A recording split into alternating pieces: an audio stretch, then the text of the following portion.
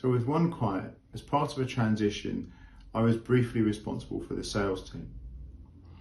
And we did what we thought we needed to do to support that sales team. And one of those things was to make sure that we had a good, clear stakeholder map. Who were we dealing with at the customer end? Some of our customers were huge and we needed to know that there were several different people to deal with.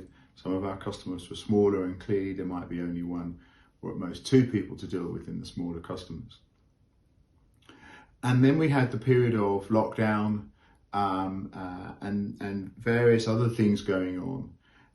And we went out of stock with a particular customer. And we asked the salesperson, please will you get us back in stock with this customer? They would place a replenishment order. We considered it to be too small. It would sell out really quickly. And then there'd be a few weeks before we could get another one into place. In the ordinary course of events, that person got a promotion with a different company and somebody new came into the account.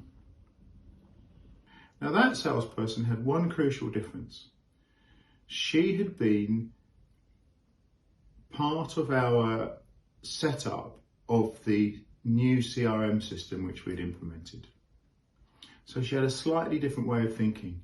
And within a few weeks, she had identified that the reason that the customer was buying too small a quantity was that they had an algorithm doing the replenishment orders. And because we'd once been out of stock, the algorithm understood that we weren't selling very much and placed smaller orders. So this was quite a problem. How were we going to get around it? She said, oh, don't worry, I'll speak to a human being. So she spoke to the human being and they said, oh yes, I can see that happening. And I'm going to place manually a significant order. And as a result of that, we thought we've fixed it. Yay, we fixed it. Because now we'll get a bigger order, it'll sell through, it'll reset the algorithm, we'll understand where we are. The algorithm then sent us a request. Please can you fund a 25% discount so that we can sell through the overstocks?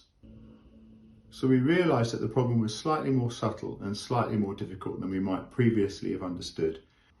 So as a result of that, we're looking again and we're saying, yes, of course we have to have our stakeholder map. We're also moving into a world where the just-in-time delivery that we've all got used to over the last, let's say, 20 years has changed.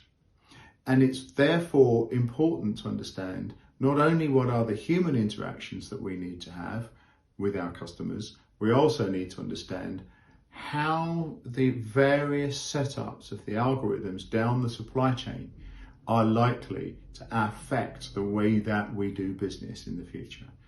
And we probably need to understand that at our supplier end as well as our customer end.